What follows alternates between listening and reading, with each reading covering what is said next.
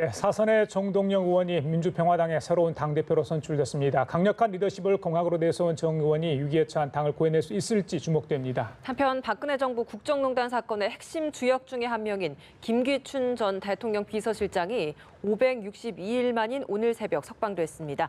석방돼서 집으로 돌아가는 길도 어수선했다고 하는데요. 관련 내용들 이상휘 세명대 교수, 최진봉 성공회대 교수와 함께 자세히 짚어보겠습니다. 네, 안녕하십니까. 어서 오십시오. 자, 정동영 의원 민주평화당의 새로운 당대표로 선출이 됐습니다. 60%가 넘었어요, 득표율이. 예, 결국 이변은 없었다 이런 평가입니다. 승리 요인은 어디 있다고 보세요? 아무래도 이제 인지도가 가장 높잖아요. 정동영 후보 같은 경우에는 인지도? 또 예. 그렇죠. 그러니까 대선 후보도 했었고. 그리고 이제 민주평화당이 사실 지금 뭐 지지분열한 상태 아니겠습니까? 그래서 지지율이나 이런 부분에 있어 상당히 고전을 면치 못하고 있는 상황이고 현재까지도 호남을 지지 기반을 하고 있는 상황이기 때문에 예. 자, 저희들이 정동영 의원이 당대표로 선출된 부분 이야기를 했는데 예. 승리 요인, 뭐 일단 인지도 이야기를 하셨잖아요. 인지도 얘기했죠. 왜냐하면 이게 당원이 1인 2표를 행사를 했고요. 그다음에 그 국민 여론조사를 결합해서 합산 68%를 얻었는데 국민 여론조사에서는 일정 부분 인지도가 작용했을 가능성이 있다고 보고 또 당원들이 1인 2표제를 했다고 하는 것은 두 사람을 찍을 수 있는 거 아니겠습니까? 그런데 지금 현재 오늘인가 어제 그 정동영 오늘이겠네요. 오늘 그 인터뷰한 내용을 보면 정동영 신임 대표가 본인이 이해찬 의원의 도움을 받았다 이런 얘기를 했어요. 이게 무슨 말이냐면 세대 교체 바람이 불었으면 만약에 본인이 상당히 어려웠을 텐데 지금 뭐 소위 올드보이라 하는 분들이 계속 또 다른 당에서 나오잖아요. 예, 벌써 올드보이가 된 그렇죠. 이제 그러다 보니까 아무래도 그런 부분에 대한 비판이 일정 부분 해소가 됐다. 예. 그래서 결국은 1인 2표 중에 한 분은 만약에 여당에서 아직 모르겠습니다만 이해찬 의원이 대표가 된다고 하면 카운터 파트너로서는 정동영이 더 적합하지 않겠나 하는 어떤 판단이 내려졌을 가능성이 있다. 당원들 입장에서는 젊은 사람이나 새로운 인물과 그다음에 정동영 후보를 같이 찍었을 가능성이 있습니다. 그런 부분들이 또 작용을 해서 결국 전체적인 그 지금의 그 대표를 뽑는 정치 분위기상 올드보이들의 교환들이라고 하는 부분들이 또 긍정 영향을 미쳤을 가능성도 있다 이렇게 분석이 됩니다. 신임 원내대표로서 이제 해야 할 과제들이 굉장히 많을 것 같습니다. 어떤 것들이 있을지 좀 짚어주시죠. 과제 굉장히 많죠. 방금 최 교수께서 지적을 하셨습니다. 대중음악 용어 중에서 올디스 but goodis라는 게 있습니다. 낡았지만 좋은 것이다. 그런데 최근에 올드보이 귀환이 정치권의 트렌드가 된 것 같아서 이것이 앞으로 정치적 구도에 어떤 영향을 미칠지는 좀 두고 봐야 될 것 같습니다. 아주 재밌는 부분이 있습니다. 그 영향을 이제 말씀드리기 전에 보통 이 당권 경선을 하게 되면은 슬로건이 이렇게 나오죠. 새로운 선명성, 당의 개혁. 이런 부분들이 먼저 나오는 것이 통상예적인데 이번 민평당 같은 경우에는 그런 슬로건이 잘 보이질 않았어요. 그래서 구도 자체가 새로운 인물 대 아니면은 당의 중진 역할론 이렇게 이제 대비가 됐었습니다. 네. 궁극적으로 따지자면 정동영 대표를 선출한 것이 당의 중도 역할론에 그 방침을 줬다. 지지자들이 그렇게 선택을 했다. 이렇게 볼 수가 있습니다. 이렇게 볼 수 있는데 어떤 형태든지는 좀 더 두고 봐야 되겠습니다만 산적한 과제가 굉장히 많죠. 민평당이 소수 야당으로서 어떻게 다당제 구도에서 역할을 해낼 것이냐 이런 부분인데 뭐니 해도 첫 번째가 중요한 것이 내부 당내 화합이라고 봐야 됩니다. 당내 화합이라고 봐야 되는데 혹시 아실지 모르겠습니다만은 그 프랑스의 소설가 중에 베르나르 베르베르가 있는데 그게 소설의 개미라는 소설이 있죠. 개미라는 소설 그 내용의 중점이 뭐냐 그러면은 개미라는 그 매개체는 더듬이만 갖다 대면은 모든 것이 통한다라고 되어 있습니다. 그런데 민평당 같은 경우에는 좀 더듬이가 많이 달라요. 여러 가지. 그래서 그 더듬이 구실을 어느 정도 정동영 대표가 해낼지는 모르겠습니다만 각자의 어떤 판단들이 다 다릅니다. 그러나 내재된 공통점은 뭐냐 그러면은 새로운 어떤 개혁과 새로운 질서, 그 야당 역할보다는 정치적인 구도 하에서 민평당의 헤게모니를 어떻게 가져갈 것이냐 여기에 이제 방점이 있는 것 같아요. 그런 측면에서 정경훈 대표도 여러 가지 그런 비추는 얘기들을 많이 했단 말이죠. 정치 개혁에 대한 문제, 그러니까 선거구 문제, 이 다당제 구도에서 본인들이 정치 입지를 개척하려고 그러면 선거 개혁, 선거 제도가 바뀌어져야 되지 않습니까? 이런 부분에 여당이 협조만 해준다 그러면은 우리도 여기에 100%, 200% 협조해 줄 수 있다 이렇게 이야기했습니다. 이런 부분들이 가장 중요한 당내 입지를 만들어 나가는 정치권 내에서 만들어 나가는 중요한 역할이 될 것 같고 이제 앞서 말씀드렸던 당내 봉합을 어떻게 할 것이냐. 이번 사실상 선거는 반정동영 대 친정동영의 구도였거든요. 예. 그것이 이제 박지원 전 대표의 구도 이 부분을 어떻게 만들어낼 것이가 되는데 짧게 한 번만 더 본다 그러면은 세 가지를 이야기했습니다. 세 가지 어떻게 중요한 점을 이야기하냐면 정동영 대표가 권능합당 원로들을 잘 모시고 그다음 두 번째 박지원 전 대표의 고문의 경륜을 가지고 협조를 할 것이고 그다음 천정배 의원을 협조를 받을 것이다. 개혁 성향의 여기에 이야기가 다 나와 있는 거예요. 뭐냐 그러면은 박지원 대표 같은 전 대표 같은 경우에는 정적이란 말이죠. 앞으로 대표를 이끌어가는데 상당히 부담이 되니까 여기에 사안에 따라서 협조한다. 이걸 누굴 통해서 견제하느냐. 당의 원로들, 권노갑 등. 이 호남이 약간 결이 다릅니다. 박지원과. 이런 분들 통해서 견제를 하겠고 천정배라든가 새로운 어떤 개혁에 대한 물결은 소위 공동 지주의 역할로 가져가겠다. 이런 부분을 이야기한 거예요. 예. 알겠습니다. 그 지지율이 한 1%대배예요. 그렇죠. 일단 뭐 글쎄요 어떻게 해석을 할지 모르겠습니다만 일단 지지율을 회복해야 되는데 정치적 고향이 호남인데 민주당한테 많이 지지 기반을 빼앗기지 않았습니까? 그렇죠. 어떻게 아마 회복할지 이거는 앞으로 네. 그 선명성 얘기를 하셨는데 네. 민주당과의 관계 설정이 굉장히 중요할 것 같아요. 그렇죠. 예. 그러니까 일정 부분 이런 거죠. 협치도 하고 견제도 하는 이런 모습을 보여줄 수밖에 없어요. 협치를 안 하게 되면 광주나 이제 전라도 지역에서는 호남 지역은 상당히 반감을 살 수 있거든요. 호남 지역에서 민주당의 지지율이나 문재인 대통령의 지지율이 상당히 높은 상황 아니겠습니까? 이런 상황에서 뭐 계속 반대를 하거나 아니면 그 개혁 입법 과제나 이런 부분들에 협치를 안 하게 되면요 호남 민심이 상당히 돌아설 가능성이 있습니다. 그런 차원에서 본다고 하면 민주평화당 입장에서 일정 부분 협치할 부분은 협치를 할 거라고 저는 봐요. 그래서 사실 정동영 그 신임 당 대표가 정의당보다 정의롭게 가는 것이 목표다 이런 얘기를 했지 않습니까? 그런데 오늘 선명성을 나타내겠다고 얘기하는 거예요. 그러니까 지금처럼 이렇게 물에 물 탄 듯 술에 술 탄 듯 이렇게 아무것도 아닌 모습을 보이지 않고 뭔가 좀 개혁적인 입법이나 개혁적인 과제를 이루는 일에 민주평화당이 앞장서겠다. 그런 의도를 보인 것은 호남 민심 일정 부분 의식한 거라고 저는 봅니다. 예. 그리고 그렇지만 또 한편으로서는 민주당의 대안으로서의 모습도 보여줘야 돼요. 만약에 민주당 이중대가 된다고 생각하면 한 사람을 찍어야 되는 거 아니겠습니까? 예를 들어서 호남 지역에 있는 분들이라 하더라도 민주당이나 민주평화당 둘 중에 하나를 선택해야 되는데 민주당 이중대라고 하면 민주평화당을 누가 찍겠습니까? 그러니까 그런 차원에서 본다고 하면 민주당이 여당이 되면서 일정 부분 선명성이 희석되는 부분이 있어요. 예. 그런 부분을 정의당이 일정 부분 흡수해간 부분이 있거든요. 그걸 호남 지역에서 민주평화당이 흡수해가겠다는 의도라고 저는 봐요. 그러면 협치할 건 협치하되 각을 세울 건 각을 세우면서 조금 더 선명성 있는 야당으로서의 모습을 보여주는 것 그리고 지역사회의 어떤 문제점이나 아니면 필요성이나 아니면 개혁적인 부분들을 적극적으로 앞장서서 리드해가는 모습을 보여주면서 민주당이 지지관을 갖고 있는 부분의 일정 부분을 끌어올려는 의도를 가지고 정책을 펴지 않을까 이런 생각이 듭니다. 그러니까 적극적인 어떤 협치적 부분으로 가지 않을까 저는 그렇게 봅니다. 뭐냐 그러면 지적하셨다시피 정의롭게 가겠다는 그 말의 의미 때문에 그렇습니다. 정치적으로 여러 가지 해석을 할 수가 있죠. 사전적 의미의 정의라는 것은 어떤 사물의 행동이 명백하게 이야기하는 것을 정의라고 이야기하지 않겠습니까? 그런데 정치권에서 정의라는 것은 조금 결이 다르게 해석을 해요. 어떻게 이야기하냐 그러면 어느 쪽이든지 우리 당에 이익되는 포지션을 대로 행동을 하겠다 이렇게 해석할 수도 있는 부분이거든요. 지금 민평당의 상황 자체가 호남을 지역으로 한 그 지역적 한계성 때문에 야당으로서의 선명성을 드러내기 굉장히 힘들다는 겁니다. 여기에 여당의 벽을 넘어야 되는데 지금 20석수도 안 되는 그런 의석수 가지고 여당의 벽을 넘지를 못하죠.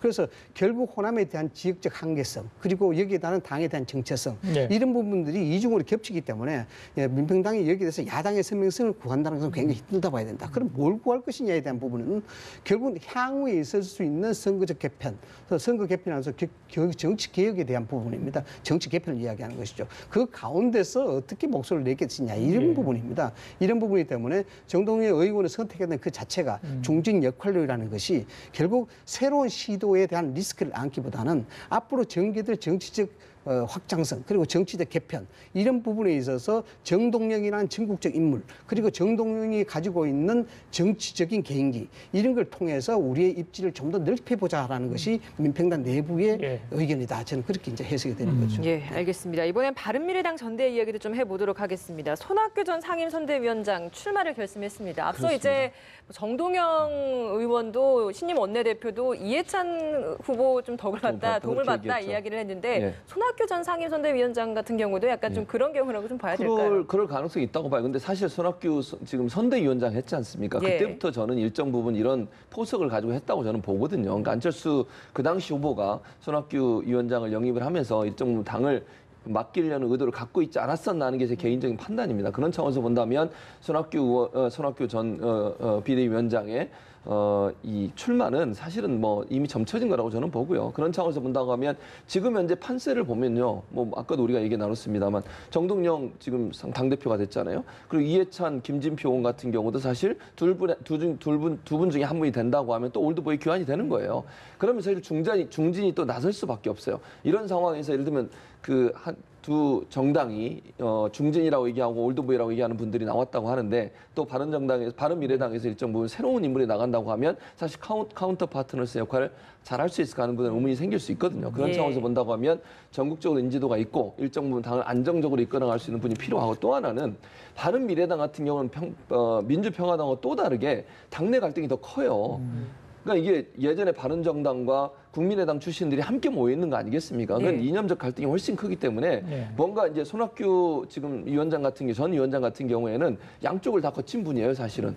예전에 아시는 것처럼. 그러다 보니까 일정 부분 중진이기 때문에 당을 하나로 이렇게 화합하는 데 도움이 될 수 있을 것이고 또 본인이 양쪽을 다 거쳐왔기 때문에 그런 점에서 본다면 당의 화합이나 통합 측면에서는 당원들이 따를 수 있게 하는 어떤 요소가 될 수 있다고 봅니다. 하나의 선명성을 갖고 있는 이건데 뭐 전 국민의당 출신이나 바른정당 출신의 한 분이 오게 되면 거기에 대한 반발이 또 있을 수 있기 때문에 제가 볼 때는 당의 통합 차원에서도 손학규 비대위원장이 유리하지 않을까 이런 생각이 듭니다. 그 바른미래당 얘기를 들어보면 안철수 전 대표의 그 뭐랄까 안심이죠. 안심. 예. 거기에 어디로 작용할지 뭐 이런 얘기가 있어요. 선을 긋고 있는 것 같아요. 지난 10일 날에 뭐 정치에서 일선에 빠지겠다고 이제 손을 놓다시피 그렇게 했는데 사실상 당원 구성 요건을 봐야 됩니다. 당원 구성 요건에 4분의 3이 국민의당 출신이거든요. 이게 뭐냐 그러면은 결국 안철수의 영향력이 여기에 들어갈 수밖에 없겠다라는 겁니다. 더군다나 만약에 전당대회를 해서 선출한다 그러면 책임당원의 역할이 굉장히 큰데 책임당원의 절반 이상이 실질적으로 안철수의 지지 세력이라고 봐야 되죠. 그래서 현재로서는 안철수 전 대표 같은 경우에는 나는 뭐 여기에 절대 개입하지 않겠다 이런 스탠스를 유지하고 있습니다만은 그렇다고 말을 하지 않는다 해서 그 마음을 몰라라냐 이건 아니거든요. 그래서 지지자들이 결국 자 그러면 이런 선택을 할 것 같아요. 굴러온 돌이 박힌 돌을 뺄 것이냐라는 부분이죠. 정치권에서 가장 이게 히스테릭하게 반응하는 게 굴러온 돌이 박힌 돌 빼는 부분이거든요. 이런 부분에서 이제 손학규 전 의원, 선상임 의원의 대표를 좀 이제 해석을 해봐야 될 것 같은데 지금 상황에서는 이 부분도 정치권 전체 다가 그렇습니다만 인물 기근 아닙니다. 사실상 민평당도 그렇고 국민의당도 그렇고 한국당도 그렇고 그래서 대부분 구도 자체가 안정이냐 개혁이냐 이런 논리로 지금 가고 있어요. 이것이 일종의 트렌드가 됩니다. 앞서도 제가 말씀을 드렸다시피 지금도 마찬가지로 바른미래당도 안정이냐 개혁이냐거든요. 개혁을 하게 되면은 새로운 인물, 새로운 어떤 가치를 원론적인 말씀을 하실 것 같아요. 뭐 깊이 있게 본인이 무슨 거기에 대해서 말씀하실 건 없을 것 같고 원칙적으로 기무사 개혁이 필요한 부분들을 말씀하실 것 같고요. 가장 중요한 건 제가 볼 때 휴가 기간 동안 이제 경제 문제, 민생 문제 이런 문제를 앞으로 어떻게 정부가 끌어나갈 거냐 하는 부분 그런 부분들에서 주로 말씀을 하지 않을까 이런 생각이 듭니다. 그래요. 송영무 장관이 과연 어떻게 될지 거취에 관련해서 여전히 논란입니다만 지난번에 기무사령관을 경질을 하면서 송영무 장관을 그대로 두는 것 아니냐. 이건 이제 지난번에 협치 개각 관련해서 나왔던 부분인데 그 개각 대상에 포함될지 여부 관련해서 제가 여쭙는 건데 어떻게 예상을 하십니까? 송영길 장관의 거취 문제가 개각의 송영무 장관의 교체 문제가 향후 개각의 범위 이런 부분들을 가늠할 수 있는 부분이 있죠. 왜냐 그러면은 송영무 장관을 유임을 시켰다 그러면은 향후에 필요적인 부처의 개각도 지연될 가능성이 있다. 그대로 장관들을 유임시킬 가능성이 있다라고 이제 해석이 되는 겁니다. 그건 왜냐 그러면은 문재인 대통령의 특성상 사람을 바꾸는 부분 이런 부분을 좀 더 이제 꺼려하는 부분이 있고 그다음에 정책의 영속성이라는 부분들이 굉장히 중요하기 때문에 실질적으로 부처의 장관을 자주 바꾸는 일은 뭐 그렇게 좋아하지 않습니다. 그런 측면에서 보더라도 송영무 장관을 만약에 교체를 한다 그러면은 전체적인 어떤 부처의 필요적인 이유가 있는 부처의 개각들은 이루어진다 봐야 되는 것이고 송 장관이 그대로 유임된다 그러면은 이제 다른 부처의 개각 또한 아주 소극적으로 이제 끝난다 봐야 되는 것이죠. 그냥 중요한 것은 송영무 장관이 바뀌어져야 되느냐, 그렇지 말아야 되느냐는 부분입니다. 그런데 일단 일반적인 논리상 지금 상황에서는 송 장관의 교체가 힘이 들어갈 수밖에 없는 상황이죠. 왜냐 그러면은 교체가 필요하다라고 교체가 필요하다라고 이제 일반론적으로 이야기를 할 수가 있습니다. 왜냐 그러면은 지금 이제 송 장관과 국방부 내부에서 불협화음 자체 그에 대한 첫 조치로 기무사령관을 먼저 교체했지만은 기무사령관 교체로 송 장관을 유임을 이야기하는 것은 아니거든요. 뭐냐면 군이란 특성도 그렇고 부처 간의 위기 질서도 그렇고 여기에 이미 부처 내부에 많은 갈등과 균열이 생겼다 그러면은 여기에 모든 지휘 지도부 이런 분들은 바꿔주는 것이 일반적이다 이렇게 봐야 됩니다. 여기에 대해 신뢰성이 없기 때문에 그렇죠. 그래서 저는 아마 교체에 더 많은 비중이 있지 않나 이렇게 봅니다. 최 교수님께서는 송 장관 교체가 네. 뭐 개혁, 기무사 개혁 후에 할 것이냐 네. 아니면 좀 언제를 좀 예상하십니까? 저는 개혁 후에 한다고 봐요. 그러니까 기무사 개혁이 끝나기 전까지 송 장관을 교체하지 않을 겁니다. 저는 그렇게 봐요. 왜냐하면 이 기무사 개혁이 만약에 송 장관을 교체하게 되면 새로운 국방장관에서 업무 파악돼야 되고 여러 가지 물론 연속성이 있긴 하겠지만 지금 개혁을 하고 있는 상황에서 장수를 뺀다고 하는 것, 책임자를 뺀다고 하는 것 자체가 부담이 될 수 있거든요. 그래서 저는 예. 뭐 교체를 하더라도 기무사 개혁이 어느 정도 마무리된 다음에 지금 기무사 하는 건 또 바뀌었잖아요. 기무사는 새로 바뀌어가지고 기무사 이제 TF 같은 거 만들었는데 거기 지금 단장을 맡았어요. 그러면 송영무 장관이 기본적으로 해왔던 일들을 계속 추진하면서 기무사 개혁을 완성한 다음에 그리고 나서 교체를 하는 것도 늦지 않다. 저는 그렇게 봅니다. 예. 자, 마지막으로 하나만 여쭤볼게요. 짧게. 오늘 새벽에 문학의 블랙리스트 작성지 혐의로 수감됐던 김기춘 전 대통령 비서실장이 석방이 됐습니다. 석방에 반대하는 시민단체들과 몸싸움이 있어서 좀 어수선한 그렇죠. 장면이 좀 연출이 됐다고 합니다. 공소유주의 구속이 필요하다 검찰이 했는데 이 재판부가 결국 받아들이지 않으면서 이 석방이 진행이 된 겁니다. 그래서 어떻게 봐야 될지 오늘 뭐 현장 분위기도 그렇고요. 김기춘 전 예. 비서실장의 석방 어떻게 보십니까? 뭐 저는 뭐 그렇게 좋게 보이진 않습니다. 그러나 뭐 대법원이 판단을 했으니까 그거 자체에서 제가 뭐 법의 판단, 그러니까 판사들의 판단에 대해서 왈가왈부 하고 싶진 않습니다. 다만 중요한 거는 이제 검찰 측에서는 공소유지를 위해서는 구속의 필요성 의견서를 냈어요. 근데 그런 부분들이 뭐 판사분들의 입장에서는 뭐 인권이 더 중요하다고 생각하시는 모르겠어 뭐 풀려났습니다만 예. 문제는 이제 저는 이렇게 생각해요. 이제부터 김기춘 그러면 전 비서실장이 어떤 태도를 보이냐가 중요하다고 보거든요. 조사에 열심히 나와야 돼요.